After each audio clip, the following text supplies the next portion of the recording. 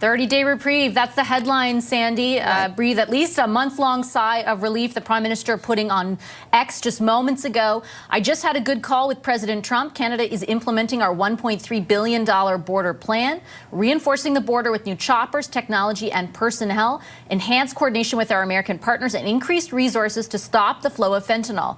Nearly 10,000 frontline personnel are and will be working on protecting the border. 10,000 also the number of troops that Mexico announced would be heading to their border. The statement goes on to say from the Prime Minister, Sandy, in addition, and this is all new, Canada is making new commitments to appoint a fentanyl czar. We will list cartels as terrorists, ensure 24/7 eyes on the border, launch a Canada-U.S. joint strike force to combat organized crime, fentanyl, and money laundering. I have also, the Prime Minister writes, signed a new intelligence directive on organized crime and fentanyl, and we will be, backing it up with $200 million. Proposed tariffs, and here is the headline, Sandy, will be paused for at least 30 days while we work together. So the crisis we thought would be taking place as of midnight tonight is averted for at least a month. Okay, and that buys us some time, but it sounds as though there's a long checklist of things to happen. Canada's already committed to border security. We've already said that we're going to be working towards making sure that fentanyl doesn't cross the border. So does it seem to you that Donald Trump was just looking for a little more from us?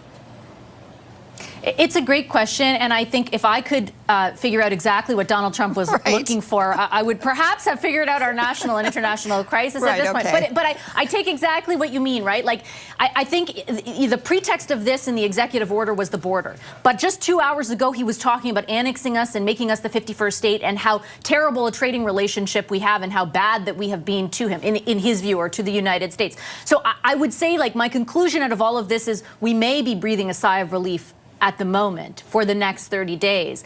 But I think that the president still sees utility, whether, the facts bear it out or not, and in most cases they do not, of tariffs, particularly in raising revenue and as a thing, as he said, a beautiful thing. So I would be nervous to think that this is, crossing the finish line or we will avert the application of these tariffs on a permanent basis.